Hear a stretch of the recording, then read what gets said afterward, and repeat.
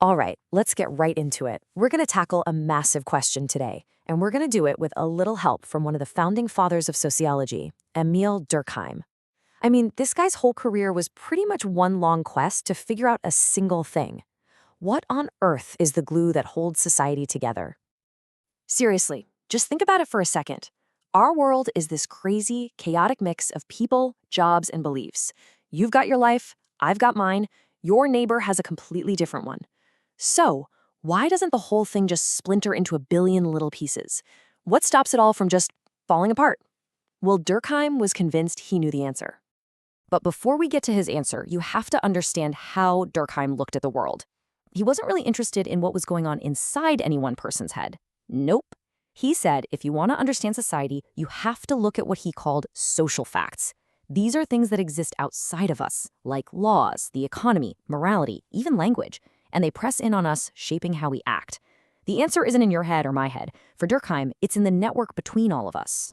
So he came up with two different kinds of social glue.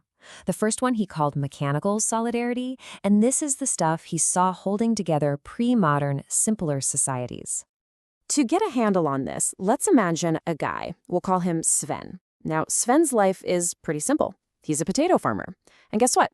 Every single person in his village is also a potato farmer. He believes in Thor, and wouldn't you know it, so does everyone else. His work is their work, his beliefs are their beliefs, his whole life experience is their life experience. So here's the key takeaway. The glue that holds Sven's world together is just sameness.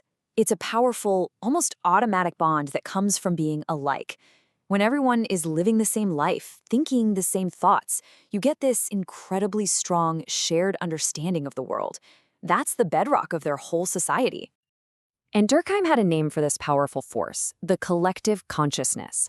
Now, this isn't about what any one person is thinking. It's more like the sum total of all the shared beliefs and morals. And it acts like a kind of social gravity, pulling everyone together. You could almost think of it as the society's shared soul. Okay, so that's Sven's world, held together by sameness. But what about our world? It's not like that at all. And this brings us to Durkheim's second kind of glue, organic solidarity.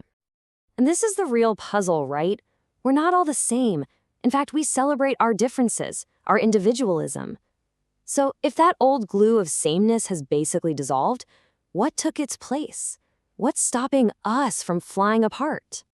Well, Durkheim's answer is surprisingly simple, but it's also profound. It's interdependence. Just think about your day today. Did you grow the coffee beans for your morning cup? Did you pave the road you drove on? Did you write the code for the apps on your phone? No way. We are all deeply, fundamentally dependent on thousands of other people doing their specialized jobs. The analogy Durkheim used for this is just brilliant. He said modern society is like a living body. The heart, the lungs, the brain, they all do completely different, specialized things, but they are all absolutely essential for the body to survive. They depend on each other. And that's us. We are the individual organs of society. Our differences don't tear us apart. They actually force us to rely on each other. And that reliance, that need, creates a powerful new kind of bond. So we have these two really different models for what holds society together. Solidarity through being the same and solidarity through being different. Let's put them side by side and really see how they stack up. You can see right away it's like night and day. Mechanical solidarity is based on similarity, with very little specialization and a super strong specific collective consciousness. Organic solidarity, on the other hand, is based on interdependence, with tons of specialization and a much more general, kind of weaker collective consciousness, maybe just a shared belief in things like freedom or individualism. And look at that last row. This difference changes the very idea of what law is for. Okay, this is really fascinating. In Sven's world, a crime isn't just an act against one person. It's an attack on the entire collective morality. The reaction is emotional, it's harsh, it's about punishment. That's retributive law. But in our world, a crime is more like a breakdown in the system.